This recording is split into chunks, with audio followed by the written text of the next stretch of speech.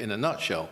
If you're helping others to evolve, which might mean telling them certain truths, might mean healing them, Right. might mean encouraging them, might mean all kinds of things, helping them physically it might mean, certainly will include praying for them, then that's real service. Yeah, no, I think that the whole idea of evolution that you just given really just, because there's a big difference. Everything. Yeah, it's everything. Everything. Because, and as you say, with the happiness example you gave, there's a big difference between indulging someone's immediate wants and needs, which may be completely misguided from the standpoint of their evolution, and actually helping them towards their own evolution in some way so that they can take advantage of opportunity. The Spiritual Freedom Show with Richard Lawrence, where politics is not the answer, materialism counts for nothing, and spirituality will set you free. Richard. Darren. So, service, the third freedom of the 9 freedoms, our core text on this show. Yes. And obviously really at the core of what we do in the Theory Society and what we teach. Yeah. But there are various misconceptions about what service really is, I think. Just for example, I think there's this idea that serving others can sometimes involve subjugating yourselves to others' needs or desires. That might mean accommodating people to the extreme, so in some sort of robotic, obedient-like way. And even if the person that you're trying to help is even taking advantage of that or abusing that in some way. And so I thought it would be helpful just to pass this idea of this confusion between what service really is and this other idea of servitude, which is a very different thing. Yeah, it's a good distinction. Yeah. So maybe we can start with what when we talk about service, what are we really talking about? What does it do? How does it help somebody? And how would that be distinct from servitude, which is this other idea? One thing that's made clear by Mars 86 in the Third Freedom, our text, is that there are many, many ways to serve. And the essence of service is doing it in the most potent way you possibly can. Now, coming to servitude, absolutely not. It might mean telling people things they don't want to hear.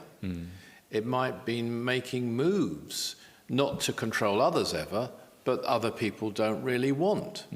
So it's not about that, it's about helping others. And in terms of what we do, and the highest form of service that we can offer is spiritual service. It's not the only one, all are essential. It's just that the more material forms of service, as we've said before, are more covered in this world than spiritual service. One thing I would throw into the mix, though, that you can't distinguish any longer between serving and advancing. Totally. That those two now absolutely go together. They go together from a karmic point of view. Any form of service, any act which is helpful, is betters, not necessarily giving people what they want, not doing what they say necessarily, but really does help them, whether they think it helps them or not. That's an act of service. If it's and so from a karmic point of view, that will definitely work for anyone who does it, whatever they're doing, especially if they're not getting any financial reward, or if they're going beyond the financial reward. They could earn their living doing far less, like some wonderful nurses, some numerous other professions, but they go beyond, above and beyond. I've witnessed that myself in Britain in the National Health Service with a particular nurse when I was ill, went way beyond what he was required to do. That's great service, and karmically that will go around. When you give spiritual service, it's more direct in terms of your development, in that you are starting to tap into the higher chakras or psychic centers. Yeah, that's an interesting point. I just want to come back to one other one you made, actually, which is that, one of the ways we can tell the difference between serving and servitude is that when you're not serving someone, you're not actually helping them. Like if you're telling them something they want to hear, but that's not necessarally helping them to advance because you're not giving them truth. That's not service, is it? It isn't. No, not necessarily. Depends what it is they want. But what they sort of like need from the standpoint of enlightenment, I suppose. And also, of course, there's this whole idea on this planet, which makes it different from the other planets, that the aim of life is to be happy. Now, happiness is a good thing. In fact, it's a birthright. It's a natural thing, especially spiritual happiness. That's not a bad thing. Joy is on a whole other level from happiness. It's a much greater thing and it's more lasting. But it's not the purpose. The purpose is evolution. That's why we're here. That's Totally, why all life is everywhere throughout the universe. And the side benefit... Just a small point there. the side benefit of that is you feel a great satisfaction. Actually, a satisfaction which the Master Jesus says in one place can be more than peace. And you will feel that, and it can even go beyond a feeling. Or let's just say, to quote the fifth freedom, not directly, but it's a feeling which is passive, which is a very interesting thing, which we might come back to. But you can gain happiness, of course. In fact, it's the only way you'll gain lasting joy through the lives is through evolution. And so, in a nutshell, if you're helping others to evolve, which might mean telling them certain truths, might mean healing them, Right. might mean encouraging them, might mean all kinds of things, helping them physically it might mean, certainly will include praying for them, then that's real service. Yeah, no, I think that the whole idea of evolution that you just given really just, because there's a big difference. Everything. Yeah, it's everything. Everything. Because, and as you say, with the happiness example you gave, there's a big difference between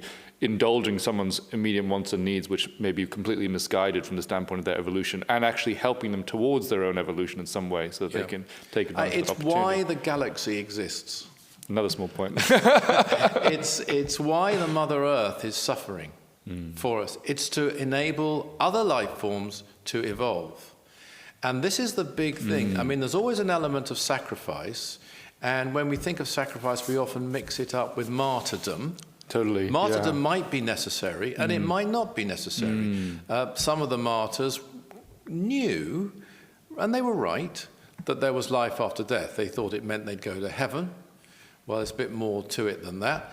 But they weren't sort of sacrificing all their lives, but they still might have been very brave.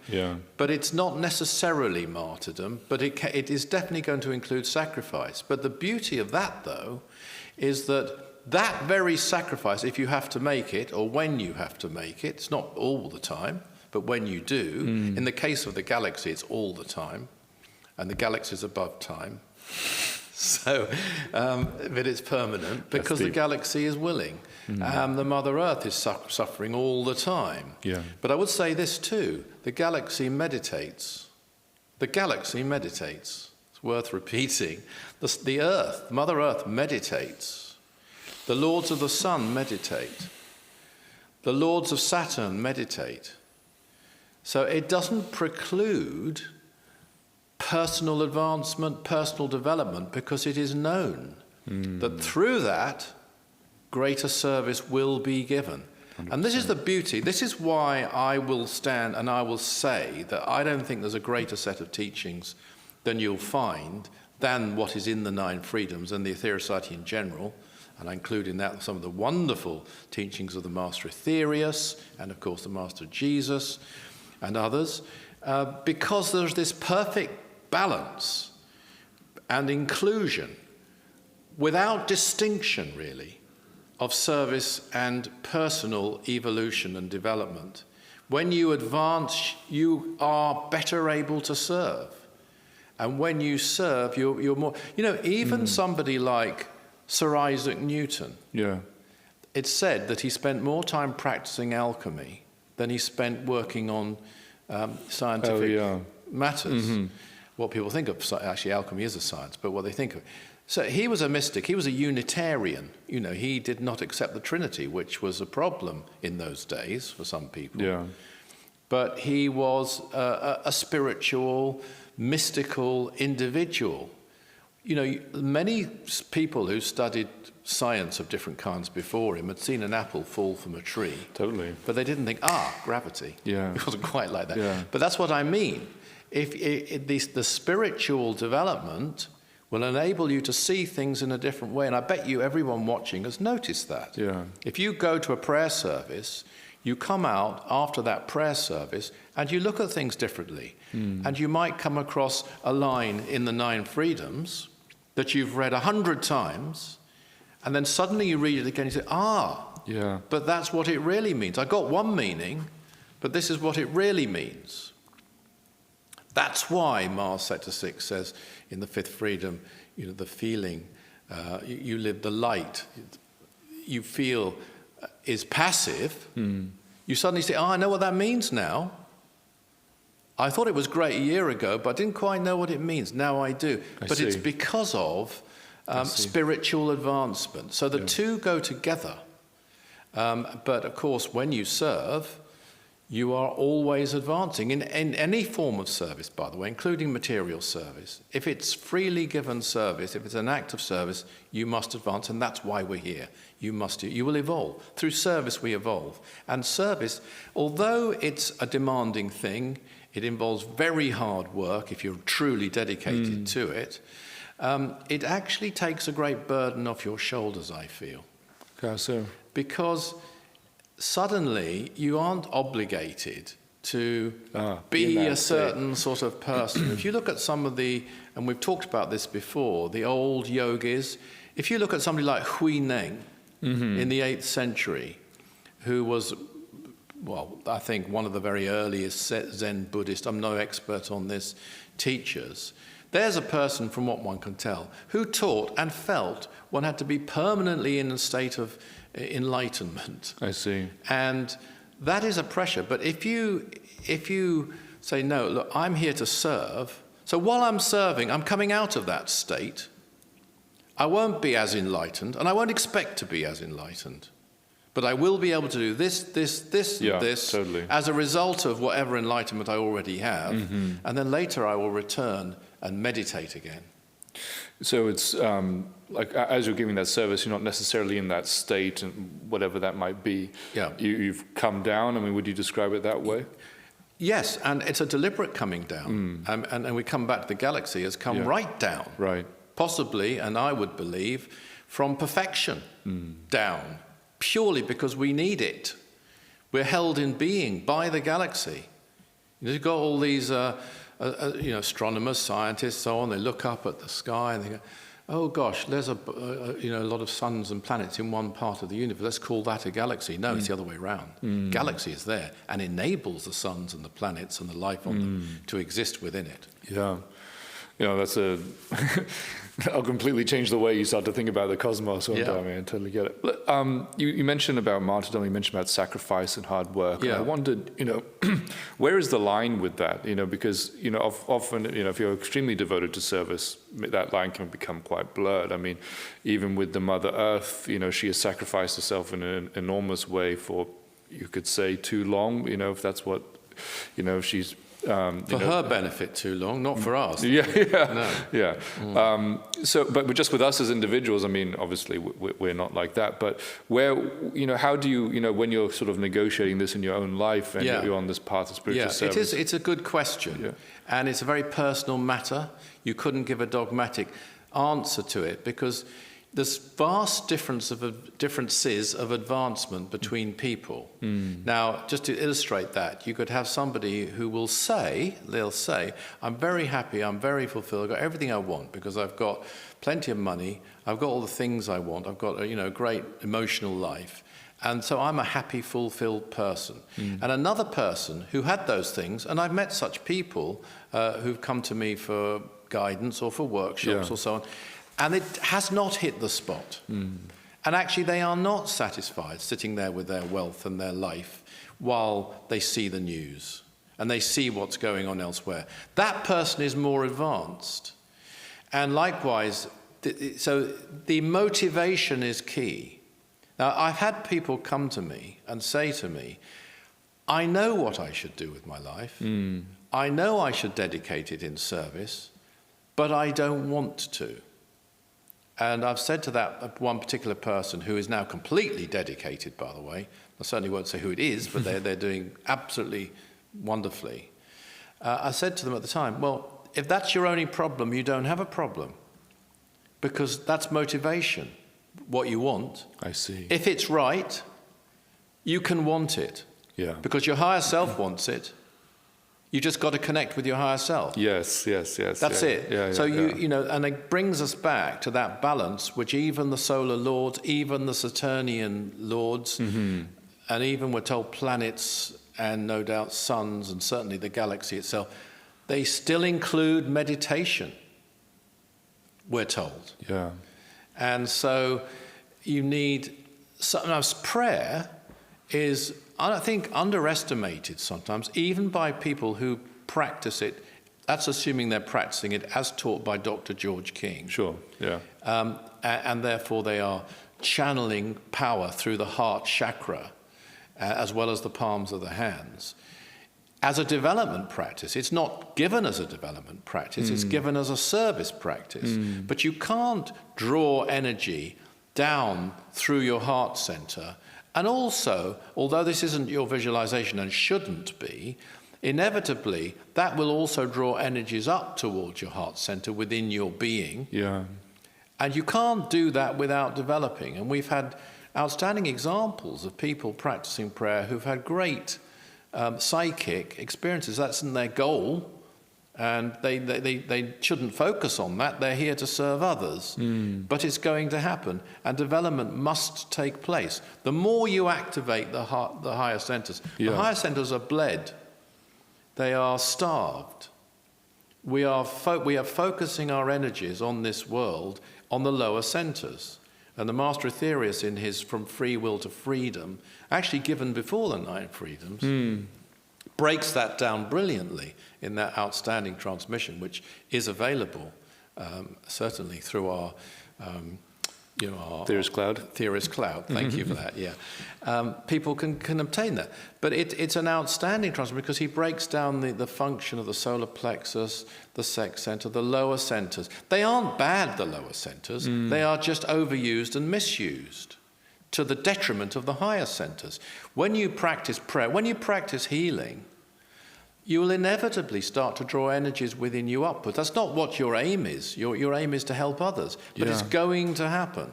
So you must advance, and you must come out of doing these practices with greater wisdom, greater insight, and greater motivation. And then the more motivation you get, the more you'll want to serve. I'm going to be honest, not every day any of us gets up and say, oh gosh, I want to go and work again. Because it is work all the time. Yeah. But I think we're very lucky, and I know you are one, and I know I'm another, if we're people who essentially want to work. And Dr. King was the ultimate. I mean, he kind of partly in jest, but he did describe himself as a workaholic. And, although it's not that, he had it under control. Yeah, it wasn't like an addiction or something. No, it wasn't an addiction, it was a choice. Yeah. Nevertheless, the advanced karma yogi, which is the greatest yogi you can be right now, is someone who wants to work and wants to work all the time. The only difference, they don't work for themselves. Yes, they work for others. That's it.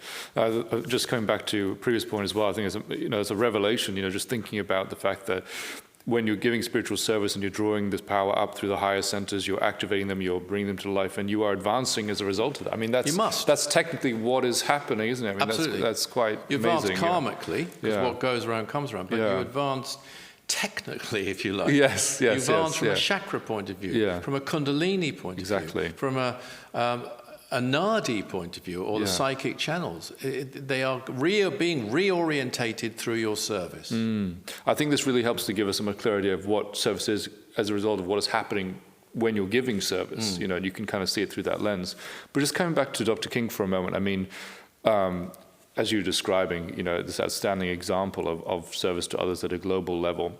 And he also talked about, sacrifice and the role of sacrifice and even the extent to which he made sacrifices. Oh, yeah. And his life was a sacrifice. Yes. Actually. He didn't even need to be. Yeah. And I recall somewhere you talked about this kind of unconditional surrender to God as part of the, the spiritual work. Could you elaborate on that? How would someone think about that in their own life and the service that they do? First thing I'd say about that is that Dr. King was, among his many other qualities, incredibly brave. If you look at the years prior to his contacts with cosmic masters, but prior to being primary terrestrial mental channel, his yoga years, what a brave thing to do. Apart from, that was hard work, extremely, beyond, I don't think we can grasp the sort of 8 hours a day for 10 years that he did there on top of a job. Totally. And he didn't have money, he didn't have access to private income or anything like that. He had to earn his money.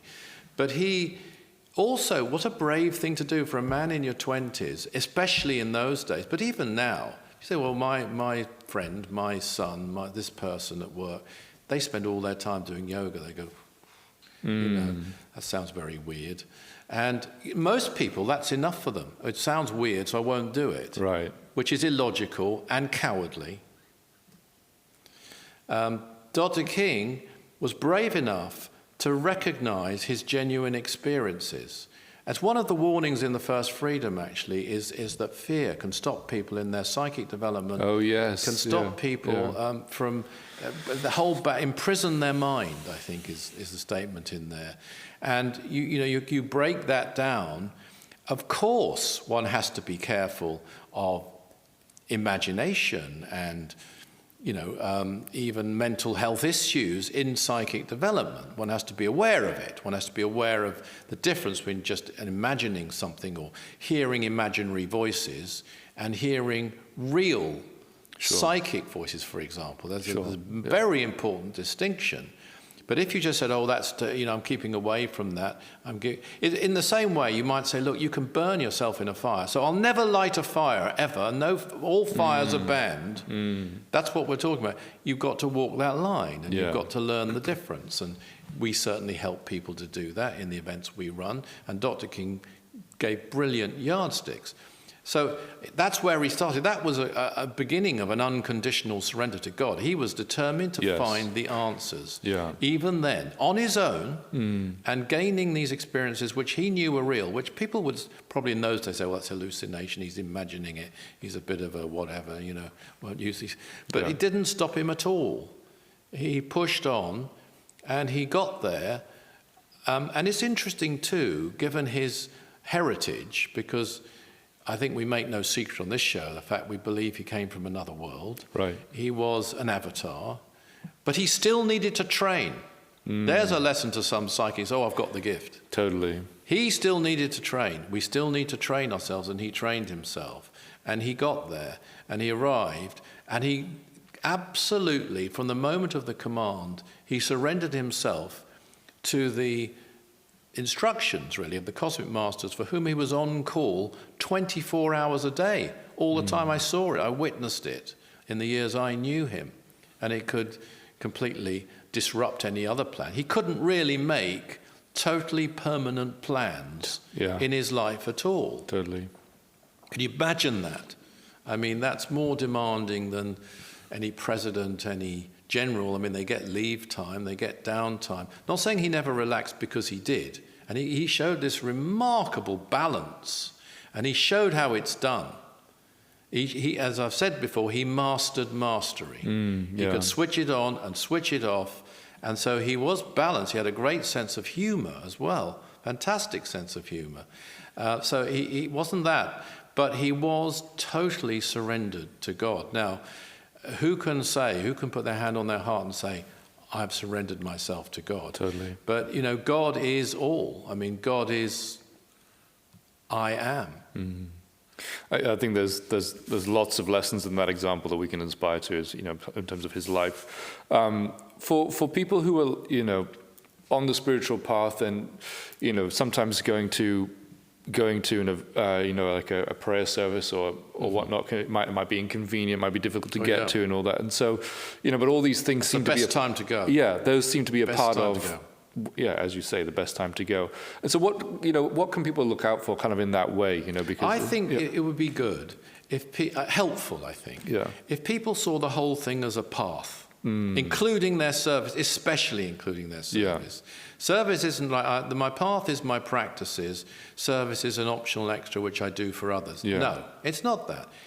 Everything is the path. If you've got to go to work to earn a living so that you can, for example, as we have, dedicate yourself as a staff, like you do, on the staff of the Aetherius Society, but you've got to have an income to live in an expensive place, which is West London, with your wonderful wife who does the same thing. That's all part of the path. Every second is part of Yes. When you're sleeping, it can be part of the path if you make it so. Yeah, because you're resting for that. You're not only resting for that, you can continue to in your learn. work. Why is it sometimes, it certainly happens to me, I'm sure it happens to others, you wake up at, say, 4 in the morning, and you've suddenly got the answer to something. Yes, the brain's working, but sometimes you've been guided, Somewhere. or you've gone somewhere and found the answer on the other realm. So it's a constant thing, but I've lost your question there. Well, I mean, Darren, just in coming the back to flow that, I of mean, just thinking about your whole life as the path and a path of service, and everything that you're doing is an aspect everything of that. is, and it's all interjoined, and that is why I say I don't think there's a greater set of teachings than the one we're dedicated to, the 9 freedoms, and allied teachings in the society, but especially the 9 freedoms, because it's so doable. It gives you the yardsticks, the things you can do, and there's no distinction between, and this is very unusual, between development and service. I'm sorry to have to come back to that, but it's key to your original question. Sure. Because so many people think, well, look, I'm going to pursue my own enlightenment. And in the old days, they would do that to the exclusion of world suffering. Not all of them, not Milarepa, the great Milarepa, for example, who did it, he said, to help the world. So there were some who knew. But sometimes, it's a step. Or I'm going to give that up. I'm giving that up, and I'm going to serve. People make that mistake. I know very, very good people who've served for many years who think, at least partially, they may not say it in this way, but they've given that up in order to do this. No. This path leads to samadhi. This path leads to cosmic consciousness. This path works. So you don't have to give it up. It might be a bit slower, but it depends what opportunities you have. You could have opportunities that are very fast moving. If you want to take them, it won't just fall in your lap, though. You'll have to make it happen. But if you do make it happen, then also your service will be that much greater. And you'll look at things differently. And you'll be motivated to work. And it is work. It's hard, hard work. And if as a person who practices karma yoga, if you're very fortunate if you like working, because that's what you're going to be doing. So I thank God for that. I've always liked working on something I believe in. Totally. Since my teenage years. So it's not like, oh gosh, I've got to go to work again. I get up every day. I mean, I've worked full time for the Aetherius Society since 1978. That long, when I'm in my early 20s. And I get up now and I go to work at the Aetherius Society, same place, and I look forward to it, by and large. Not every day, there's sometimes problems, there's things you have to deal with. I'm not going to lie. Sometimes you think, oh gosh, it would be nice just to sit down and have a bit of a break. But on the whole, by and large, So if you can get into that, but I think that's all part of the mix. This is what I cover, between service and spiritual development. Let's leave it there. Thank you very much. Hey everybody, it's Darren here. Thanks for tuning into the show. Now, if you enjoyed that episode, don't forget to subscribe for more wisdom from the 9 freedoms. If you'd like to find out more about the 9 freedoms, about Mars Sector 6 by Dr. George King, go to our website, that's aetherius.org. Richard and I love hearing from you, receiving your comments, your questions on your spiritual experiences, and talking about them on the show. So do write to us, share them with us at spiritualfreedom@richardlawrence.co.uk.